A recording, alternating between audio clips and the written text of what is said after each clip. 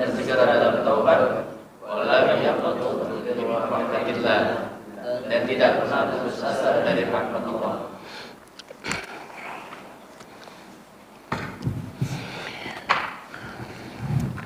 Ya, bismillahirrahmanirrahim. Kemarin kita sudah bahas di pembuka di maqalah yang ke-21 Al-Hadiyah wal Ashrun,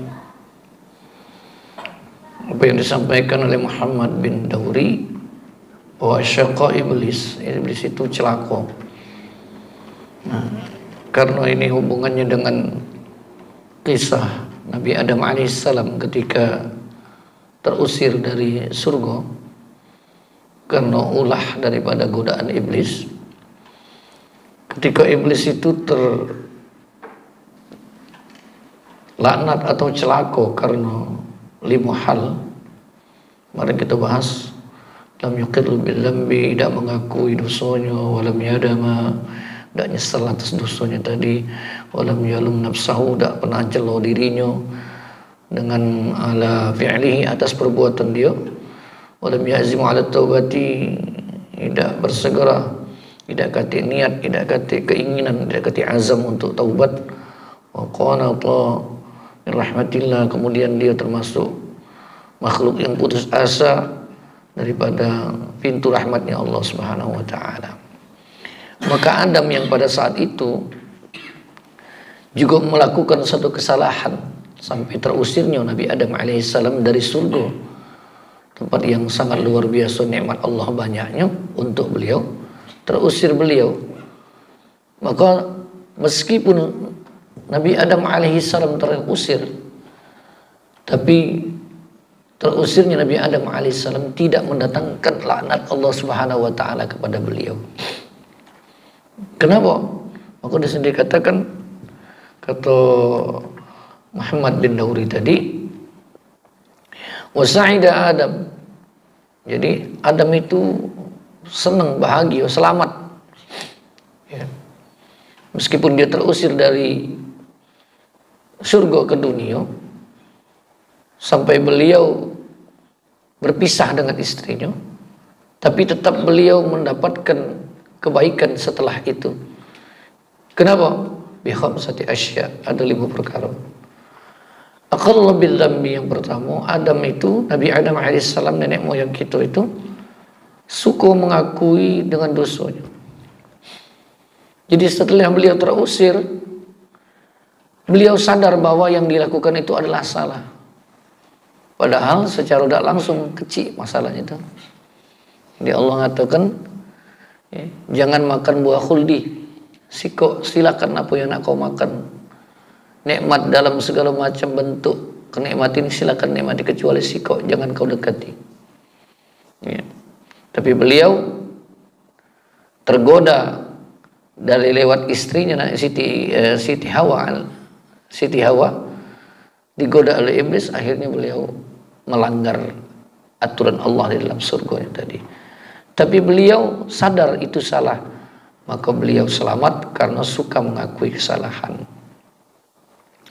Bahkan beliau berdoa berpisah, turun ke bumi, berpisah dengan istri tercinta sampai 80 tahun diriwayatkan, dikatakan bahwa Nabi Adam itu berpisah dengan istri tercinta 80 tahun.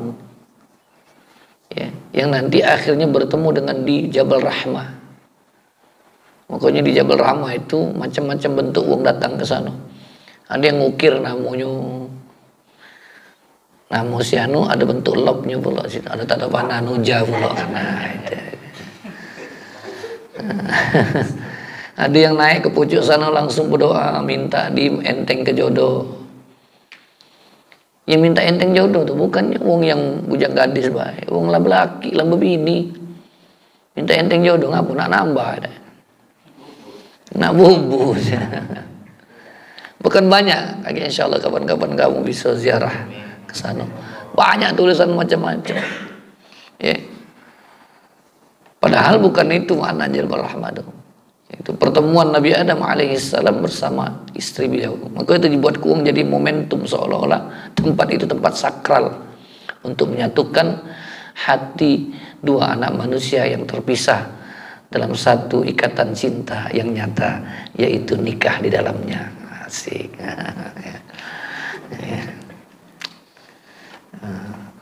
Sampai beliau berdoa setelah turun ke bumi. Hafalkan doa itu. Jangan boleh kita wiridkan doa. Rabbana zalamna anfusana wa illam taghfir lana wa tarhamna lanakunanna minal khasirin. Wahai Tuhan kami telah zalim atas diri kami. Dan wa illam taghfir lana, jika Engkau ya Allah tidak mengampuni kami, wa tarhamna, jika Engkau tidak merahmati kami, lanakunanna minal khasirin, pastilah kami termasuk orang-orang yang merugi. Jadi minta dengan Allah diampunkan. Maka akhirnya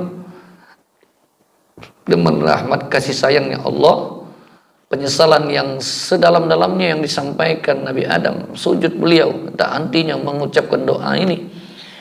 Di saatnya tiba, Allah izinkan beliau berjumpa dengan Siti Hawa, istri beliau, yang dalam riwayat dipertemukan di tempat monumennya cinta jiwa orang Islam itu dinamanya Jabal Rahmah.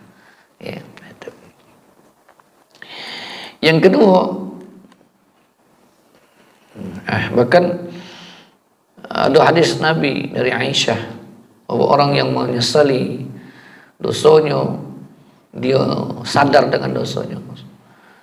Aisyah radhiyallahu anha, innal 'abda idza i'tarafa bi dambihi, sungguhnya seorang hamba apabila dia sadar dengan dirinya, idza i'tarafa bi dambihi, apabila dia sadar dengan dosanya, dia tahu dengan dosa, summa taba, kemudian dia bertobat, taballah, maka taubatnya diterima Allah Subhanahu wa ta'ala. Maka ini janji jelas oleh Allah. Sampai begitunya dimurkai Allah, Nabi Adam alaihissalam turun ke bumi yang kehidupannya tidak senikmat di dalam surga, tapi beliau tidak menjadi manusia tersela sebagaimana iblis terlaknat tercela sampai hari kiamat, sampai ditempatkan di tempat neraka jahanam beserta para pengikut-pengikutnya. Yang kedua, wadadima alaihi, menyesal alaihi atasnya, maksudnya ay dzambi, yaitu dosa-dosanya. Jadi yang kedua, nyesal dia dengan dosanya, maka menjadi selamatlah Nabi Adam alaihissalam. Setelah beliau mengakui kesalahannya, menyesal dengan dosanya, dia bertaubat sepenuhnya dengan Allah Subhanahu wa ta'ala. Wa Abdullah bin Mas'ud, dari Abdullah bin Mas'ud radhiyallahu anhu qala, berkata qala Nabi sallallahu alaihi wasallam, bersabda Rasulullah sallallahu, man akhta'a khati'atan, siapa yang salah melakukan kesalahan, au dzamban au aznaba dzamban, atau dia berdosa dengan dosanya, tsumma nadima, kemudian dia menyesal dengan dosa-dosanya, fahuwa kafaratuhu, maka yang demikian itu bagi dirinya itu penebus daripada dosa-dosanya, nyesal dia. Yang ketiga, wala manafsahu, bahwa Nabi Adam itu mencela dirinya ala fa'ala dzalik, atas apa yang dibuatnya al-khata', berupa dosa-dosanya. Jadi tidak menganggap dirinya sudah salah, dah galak ngaku kalau bahasa kita. Sekarang kan lagi musim, lah salah dah galak ngaku, sisip dikit uang lain disalahkan. Yang sekarang lagi musim, jadi tumbal. Si anu ini salah karena beliau ini punya link, punya jaringan, atau dia punya hubungan dengan aparat penegak hukum, maka yang jadi tumbal si anu ini. Yang ini dianggap tidak bersalah, yang ini disalah. Berbagai macam alasan. Kadang alasannya itu tidak logis. Ditumbal kenung ini. Saking wong tidak merasa bersalah, masih tetap dibela. Ya. Merasa dirinya tidak salah, padahal jelas-jelas wong ini belum tentu dia yang bersalah, tetap dikata kesalah. Tidak ngeri apa? Apa tidak ngeri? Karena kaget disaksikan oleh Allah Subhanahu wa ta'ala. Tidak ngeri.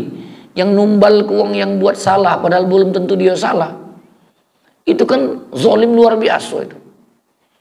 Hidup untuk menderita, masa depannya jadi suram, jadi hancur, keluarganya jadi sedih. Sebagian orang menganggap dia memang salah, namanya sudah rusak. Bahkan kemarin banyak kasus-kasus orang yang salah tangkap, disiksa segala macam, padahal bukan dia yang. Nah, yang melakukan ini tidak mau menyesali kesalahannya, tidak mengaku kesalahannya. Nah, itu termasuk bagian dari sifat-sifat keturunan dari sifatnya iblis laknatullah. Sementara kalau kita mengakui kesalahan kita, menyesali salah kita, nyelo diri kita, aku ini memang yonian salahan yang aku nih. Tidak pernah menganggap diri bersih dari dosa. Jangan pernah menganggap diri bersih dari dosa. Karena kita ini pasti dosa. Melek mata berdosa, menjem mata berdosa, berduit berdosa, buntut berdosa. Kati yang tidak berhenti tidak berdosa. Tidak berduit lagi berdosa, apalagi buntut. Yang berikutnya, wa asra'a fit taubah, maka selamat. Jadi senang Nabi Adam AS itu segera beliau bertobat. Sudah dia nyesal, ngakui salahnya, jelau dirinya, dia bersegera bertobat kepada Allah Subhanahu wa ta'ala. Walam yaqnut min rahmatillah, dan dia tidak termasuk dan tidak pernah putus asa dari rahmat Allah Subhanahu wa ta'ala. Bayangkan 80 tahun minta ampun, belum ada jawaban, diampunkan apa itu?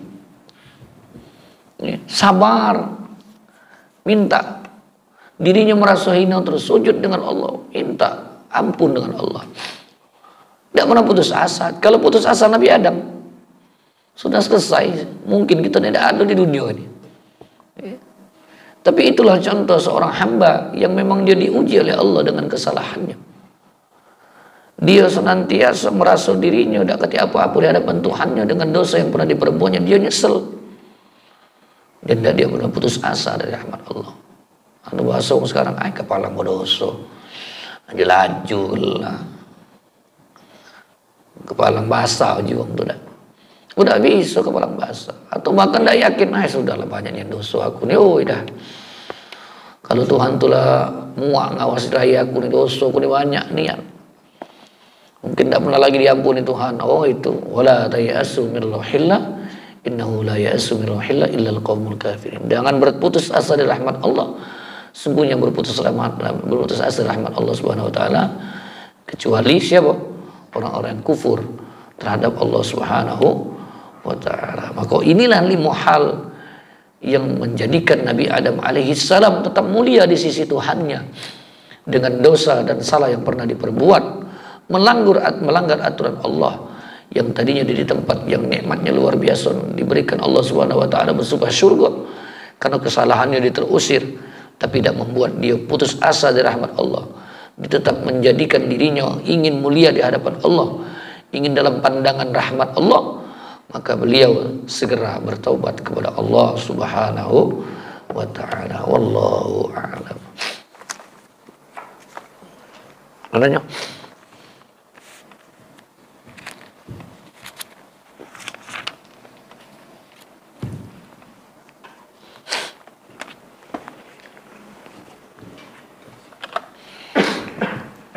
Bismillahirrahmanirrahim. Alhamdulillahirabbil alamin. Allahumma shalli wa sallim wa barik wa karrim wa azim ala sayyidina Muhammadin wa alihi wa ashabihi ajma'in.